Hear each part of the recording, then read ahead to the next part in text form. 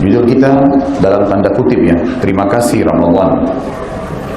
Kita sedang melalui bulan Syawal, bulan yang langsung datang setelah Ramadan. Banyak orang kaum muslimin bersuka cita di bulan ini, terutama 21 hari yang lalu tepatnya, atau 20 hari yang lalu, tanggal 1 Syawal, karena masuk Idul Fitri.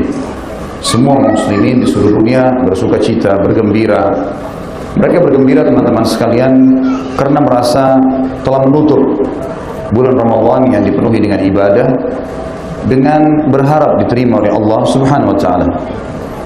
Ada juga orang bersuka cita mungkin karena niatnya sifatnya duniawi, karena dia tahu dia akan pulang kampung, mudik, ketemu dengan kerabatnya sebagaimana tradisi kita di Indonesia. Dan ada orang-orang yang bersuka cita mengucapkan Alhamdulillah, dan saya berharap kita tidak masuk dalam golongan ini. Orang-orang yang mengucapkan Alhamdulillah di Idul Fitri karena lepas dari penjara ibadah, tanda kutip. Mengucapkan Alhamdulillah karena tidak lagi puasa, Alhamdulillah tidak lagi sholat malam, Alhamdulillah tidak lagi baca Al-Quran. Dan lebih parah lagi, mereka mengatakan Alhamdulillah karena saatnya sekarang kembali mengulangi maksiat yang dikerjakan sebelum Ramadan lalu. Sudah tidak asing di kuping kita dengar di Indonesia banyak orang yang bermaksiat, berpacaran di luar nikah, yang ujung-ujungnya juga adalah perzinahan. Janjian kalau di bulan Ramadan atau mau masuk Ramadan mereka berhenti pacaran, dilanjutkan setelah Idul Fitri.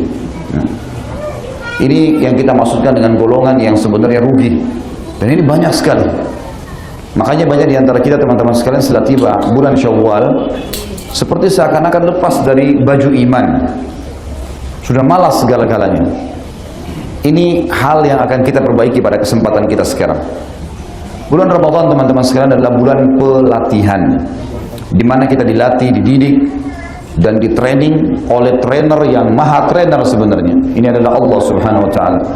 Allah yang mentraining kita langsung, stafnya semua para malaikat, dan seluruh umat Islam yang bersyahadat di muka bumi ini yang sudah balik wajib mengikuti programnya. Allah berfirman dalam surah Al-Baqarah, sekaligus menekankan tentang masalah target daripada Ramadan yang banyak dilupakan oleh manusia. 185, dan ini sudah sering diulangi oleh para ustadz dan da'i juga mubalik kita di bulan Ramadan. Tapi kita bukan sedang membahas di awal ayat, kita membahas adalah target daripada ayat ini. A'udzubillahi minasyaitonirrajim. Ya ayyuhalladzina amanu kutiba alaikumusyamu kama kutiba alal ladzina min qablikum. Sampai sini kita sudah tahu ini. Kurang lebih bahasa tafsirnya, saya tidak membahasakan terjemahannya. Hai orang-orang yang beriman, telah dibuatkan untuk kalian program-program ibadah di bulan Ramadan, dari puasanya, dari sholat malamnya, dari baca Qur'annya, dari sedekahnya, dari umrohnya, dari meninggalkan segala kemaksiatannya, sebagaimana dibuatkan untuk orang-orang sebelum kalian.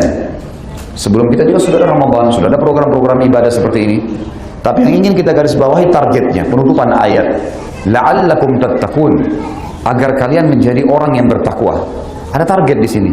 Siapa orang yang bertakwa? Orang yang selalu patuh mengerjakan semua perintah, wajib atau sunnah, menikmati yang halal, orang yang selalu meninggalkan yang dilarang, haram atau makruh. Itu namanya orang yang bertakwa. Ramadan teman-teman bukan hanya puncak kita bersaing satu sama lain beribadah, bukan hanya sekedar merame-ramekan ibadah di masjid, merame-ramekan berame-rame membaca Al-Quran, berame-rame puasa, bukan hanya sekedar itu. Memang secara individu kita sedang dilatih, kalau bahasa saya pribadi di pengajian tanda kutip dipaksa untuk mencapai tingkat ketakwaan.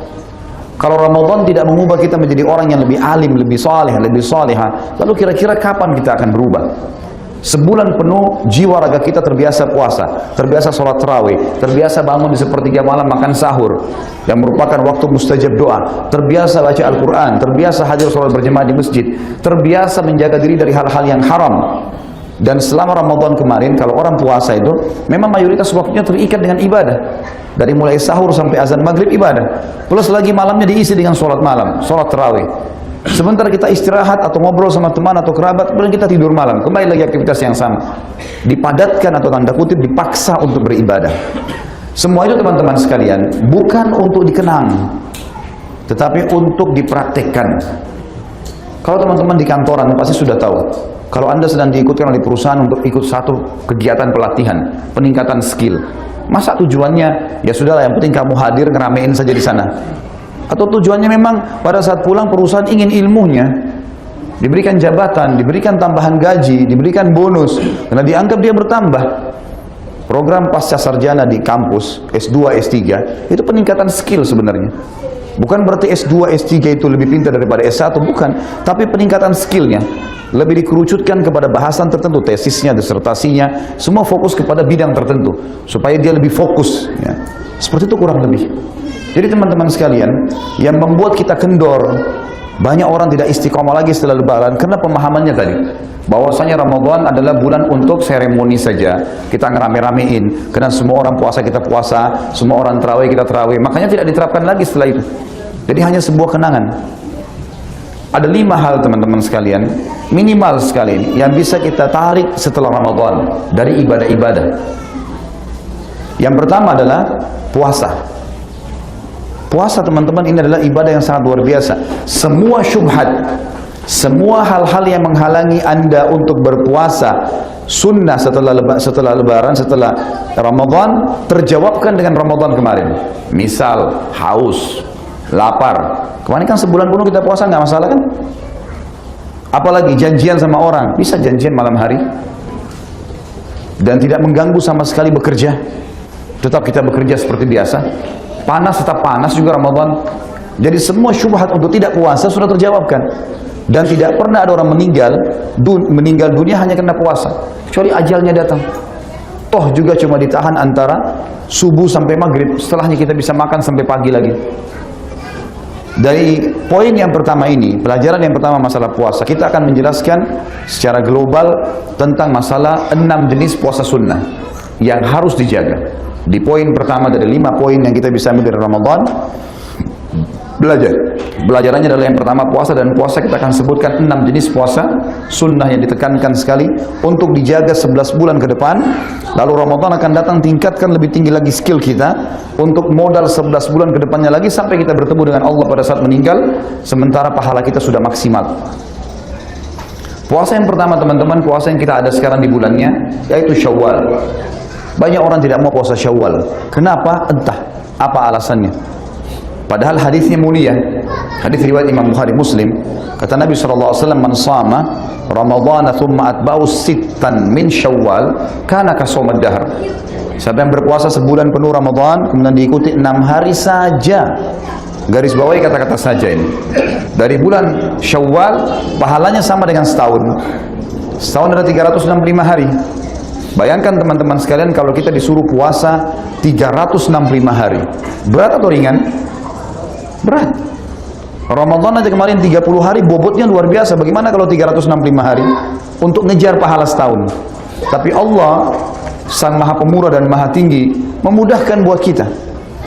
Hanya disabdakan oleh baginda Nabi SAW utusannya, siapa yang puasa Ramadan sebulan penuh, sudah rame-rame, seluruh dunia ikutin. Kita ke Afrika, kita ke Amerika, kita ke Saudi, semua muslim puasa. Rame-rame kerjain, sudah terbiasa jiwa ragahnya. Sekarang kata Allah, ikutin saja 6 hari dari bulan Syawal, saya kasih pahala 365 hari puasa. Seperti non-stop. Kalau teman-teman kerja di kantor, atasannya bilang, siapapun di antara staf saya di sini bekerja Januari on time semuanya 31 hari atau 30 hari full, tambah 6 hari bulan Februari, jadi 5 pekan saja dia kerja, saya kasih gajinya cash 1 tahun. Kalau gajinya 5 juta per bulan, berarti 60 juta dikasih cash dengan 5 pekan bekerja. Kira-kira bagaimana kinerjanya para staf itu? Pasti mereka akan lembur, semangat. 5 minggu kerja, gaji setahun. Itu rasionalnya. Ini kadang-kadang kalau dicontohin ke duit cepat difahami gitu ya. Seperti itulah sebenarnya. Terlebih lagi puasa Syawal bisa dicicil. 2 hari pekan ini, 2 hari pekan depan, dan seterusnya. Bisa digabung dengan Senin Kamis. Bisa digabung dengan puasa Ayyamul Bid, karena ibadah sunnah boleh digabung niatnya. Kita bisa bayar semuanya sebenarnya.